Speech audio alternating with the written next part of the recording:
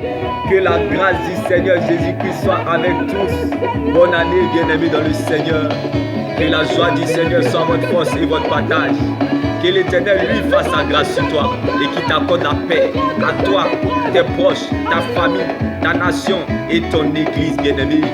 Que l'Éternel te donne son repos. Que le repos de l'Éternel t'accompagne tout au long de l'année, bien-aimé. La Bible pouvait nous le dire. Lorsque Jésus est entré à Jéricho, il a guéri un aveugle nommé Bartimée. Mais lorsque Jésus est sorti de Jéricho, il a encore guéri 2 autres aveugles. Tu ne sortiras pas de l'année comme tu es entré, bien-aimé. Tu ne sortiras pas de l'année qui va commencer comme tu es entré, bien-aimé. Tu sortiras avec quelque chose.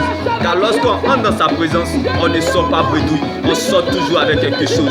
Jacob est entré, il est sorti Israël. Sarai est entré, elle est sortie Sarah. Abraham est entré, il est sorti Abraham. Simon est entré, il est sorti Pierre. Saul est entré, il est sorti Paul, bien-aimé. Mara est entrée, elle est sortie Naomi. C'est que ton règne est possible. Un jour dans sa présence vaut mieux que 1000 ans ailleurs. C'est dans sa présence que tout se passe. C'est dans sa présence que nous avons la réponse à nos questions. C'est dans sa présence que nous avons la solution à nos problèmes. C'est dans sa présence nous savons qui nous sommes, où nous sommes et où nous allons. C'est dans sa présence nous savons ce que nous traversons. C'est dans sa présence que nous comprenons ce que nous vivons. Bien-aimé, et dis à quelqu'un en ce jour, bien-aimé, tu ne sortiras pas comme tu es entré. Tu sortiras avec quelque chose. Car ce qui t'attend est plus grand que toi. Ce que tu ne sais pas est plus grand que toi. Ce qui arrive est mieux que ça. Rien n'arrive sans rien. Si quelque chose est arrivé, c'est parce qu'il y a quelque chose qui est arrivé avant cette chose. Dieu ne permet rien pour rien. Dieu ne fait rien pour rien. Alors sache que la foi, c'est voir ce que les yeux n'ont pas encore vu. Pour celui qui vit, il peut toujours encore attendre quelque chose. Car un chien vivant vaut mieux qu'un lion mort. Ne vous faites pas de soucis de ce qui ne peut pas ajouter un seul jour à votre existence. Car la mort est la plus grande humiliation. La mort est le meilleur conseil que je connais. Le piège à éviter de penser que vous devez perdre quelque chose sur la terre. Vous n'avez rien apporté, alors vous ne pouvez rien emporter. Vous êtes venu nu, vous retournerez nu. Alors ne vous faites pas de soucis de ce qui ne peut pas ajouter un seul jour à votre existence. Car la foi, c'est voir ce que les yeux n'ont pas encore vu. La foi, c'est accepter ce que le cœur a reçu, qui est la parole de Dieu. Bien-aimé, la foi apporte à la raison ce qui est inaccessible. La foi, bien-aimé, ne regarde pas, la foi voit. La foi n'informe pas, elle confie. La foi n'écoute pas, elle entend. Bien-aimé, la foi, bien-aimé, c'est une mentalité. La foi, c'est une folie.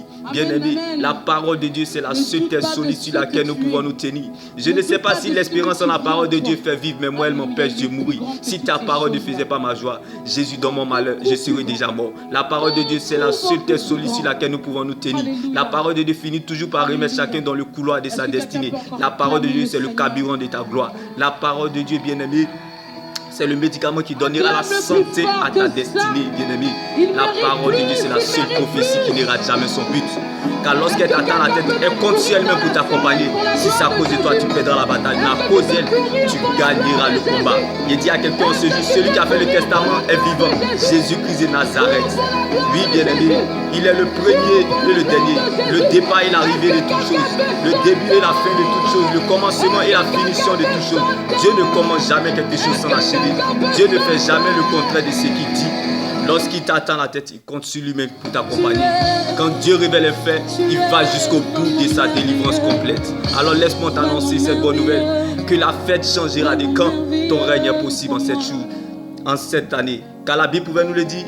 Si nous souffrons avec Jésus, nous régnerons avec Christ pour toujours. Demain béni, shalom.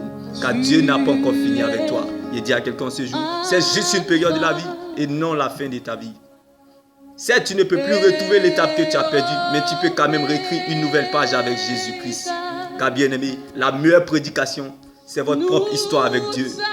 D'où dans les moments sombres, vous l'avez connu, expérimenté, découvert comme David dans la vallée. Téméré béni. Shalom.